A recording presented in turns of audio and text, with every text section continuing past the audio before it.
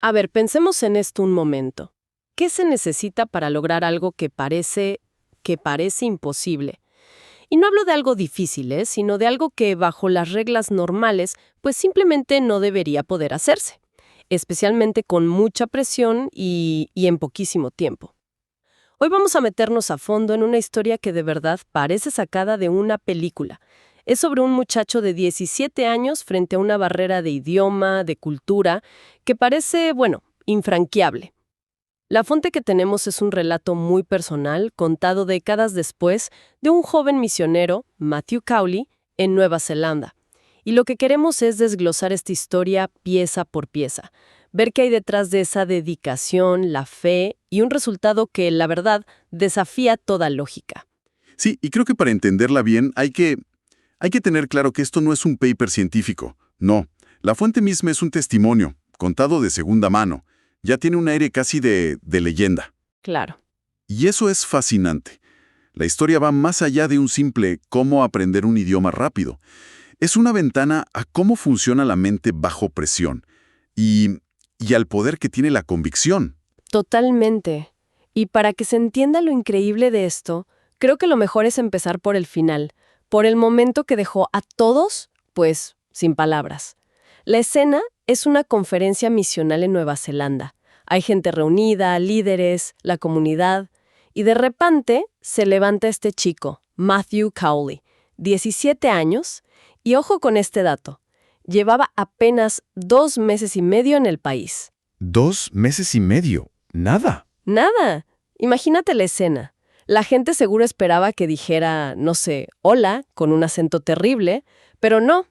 El tipo habla. Habla por 15 o 20 minutos seguidos, en maorí. Uf. Y la fuente dice textualmente que lo hizo con una fluidez que asombró aún a las personas mayores. O sea, no fue que dijo 2 frases. No. Dio un discurso coherente. Y la gente que dominaba el idioma se quedó con la boca abierta. La pregunta que queda flotando es, bueno, ¿cómo demonios lo hizo? Es que esa es la pregunta del millón, ¿no? Y para que entendamos la magnitud, el maorí no es como aprender francés si hablas español.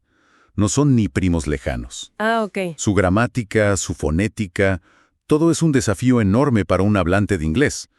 No se trata solo de memorizar palabras, es como reconfigurar tu cerebro para construir frases de otra manera. Lo que él hizo en 2 meses y medio es algo que un lingüista profesional le tomaría años de inversión total. Espera, entonces lo que me dices es que esto no es normal.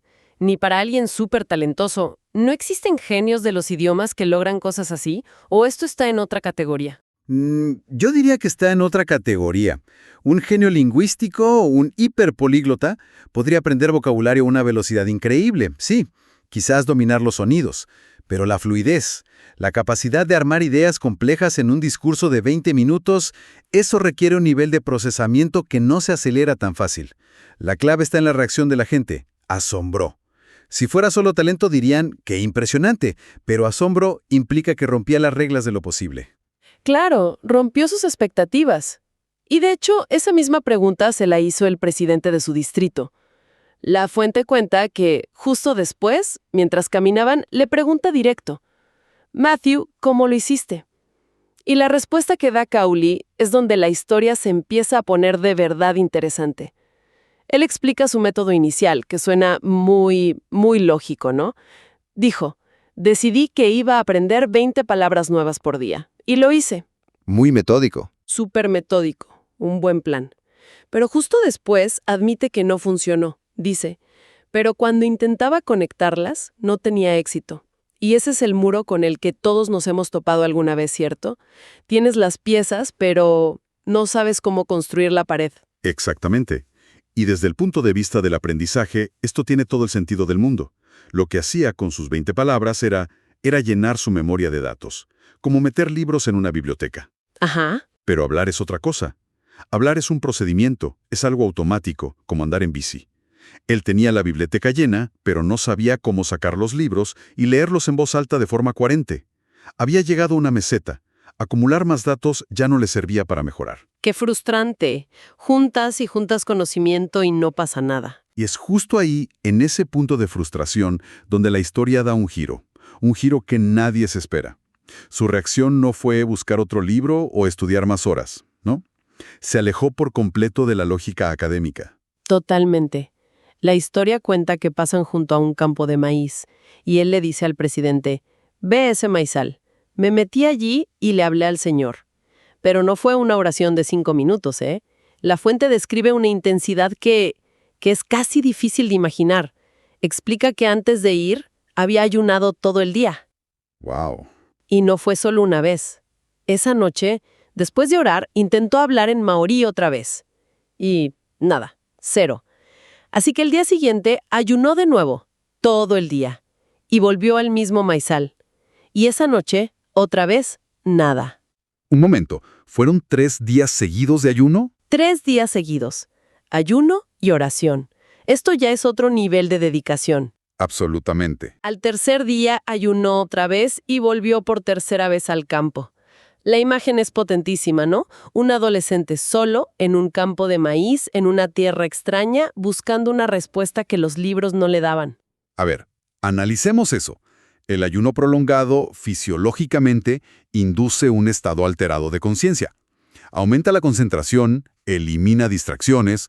En muchas culturas se usa para buscar claridad mental o espiritual. Claro. Lo que Kobli estaba haciendo era crear un estado de enfoque absoluto.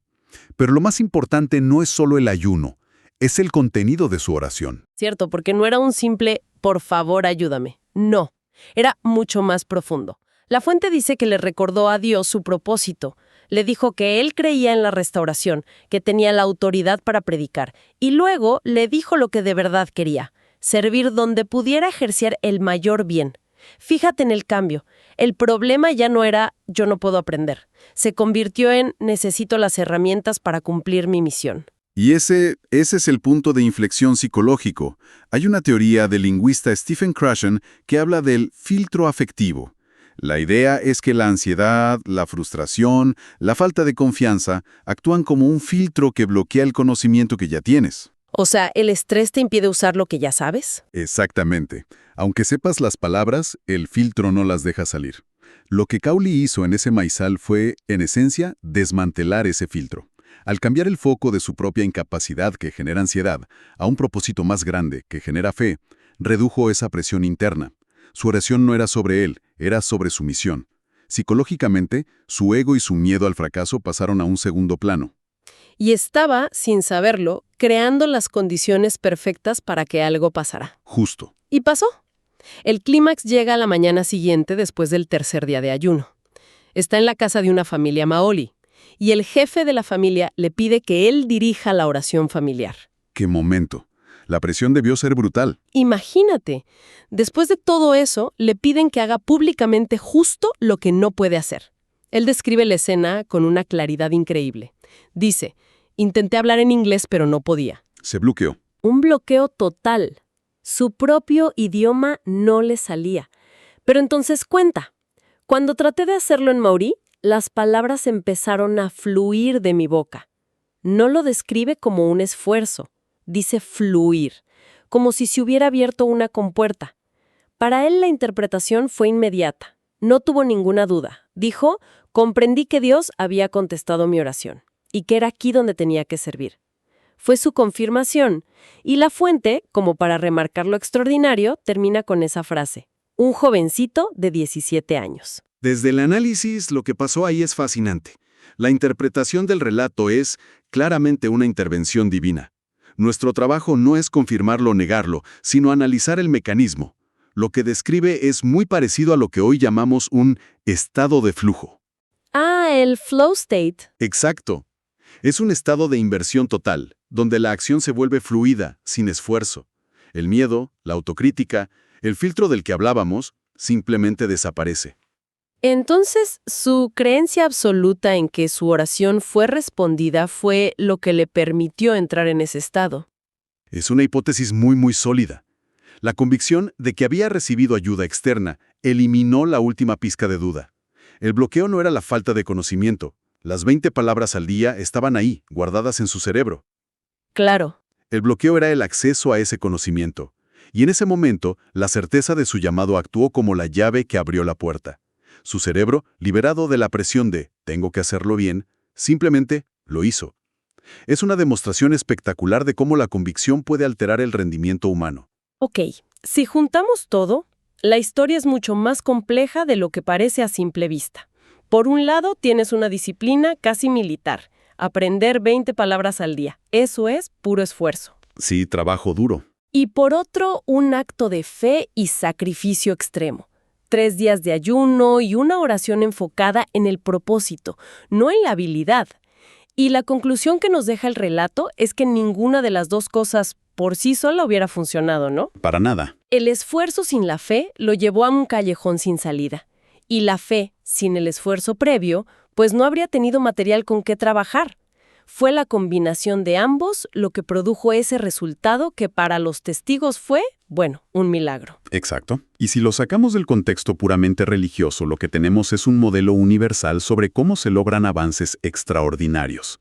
Ilustra que para superar ciertas barreras, el esfuerzo metódico a veces no es suficiente. Se necesita algo más. Se necesita un porqué que sea más grande que el qué.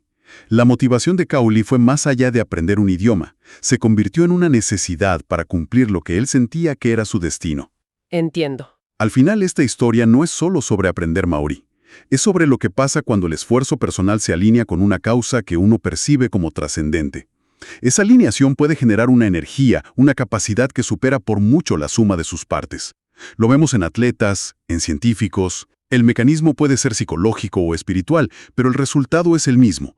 Un potencial que no sabían que tenían, de repente se desbloquea. ¿Cuál es ese maizal simbólico al que podríamos acudir cuando el esfuerzo y la lógica ya no alcanzan? Y quizás más importante, ¿cómo un propósito claro, uno que vaya más allá de nosotros mismos, podría transformar ese obstáculo en la oportunidad para nuestro propio avance extraordinario?